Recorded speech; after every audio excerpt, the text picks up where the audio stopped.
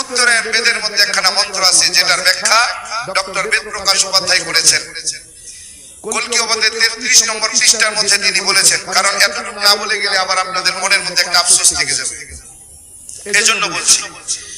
উত্তরায়ণ বেদের মধ্যে যে শ্লোকটা আছে, শ্লোকটা এইভাবে আছে, লা ইলাহা ওয়ান্নি পাপম ইল্লু ইলাহা পরম পাদম জন্ম বৈকুণ্ঠ বৈনুদিত জপি নাম মুহাম্মদ। ডক্টর বেদপ্রকাশ এই শ্লোকের ব্যাখ্যা করতে গিয়ে বলেন, দুনিয়ার হিন্দু মানুষ শোনো, যদি তুমি নিজেকে হিন্দু পরিচয় দিতে চাও, এই শ্লোকের দুইটা অংশ আছে, এই দুইটা অংশকে মনে প্রাণে মেনে নাও। এক নম্বর, লা ইলাহা ওয়ান্নি পাপম ইল্লু ইলাহা পরম পাদম। যদি তুমি পাপ থেকে মুক্তি পেতে চাও, পাপগুলোকে পুণ্যের দ্বারা পরিবর্তন করাতে চাও, 12 মাসে 13 খোদা 33 কোটি দেবদেবী তুলসীর গাছের তলায় 64 কোটি ভগবান ত্যাগ করো, লা ইলাহা ইল্লু ইলাহা নামক কালেমা বলে মুসলমান ধর্ম গ্রহণ করো। এটা শ্লোকের প্রথম অংশ।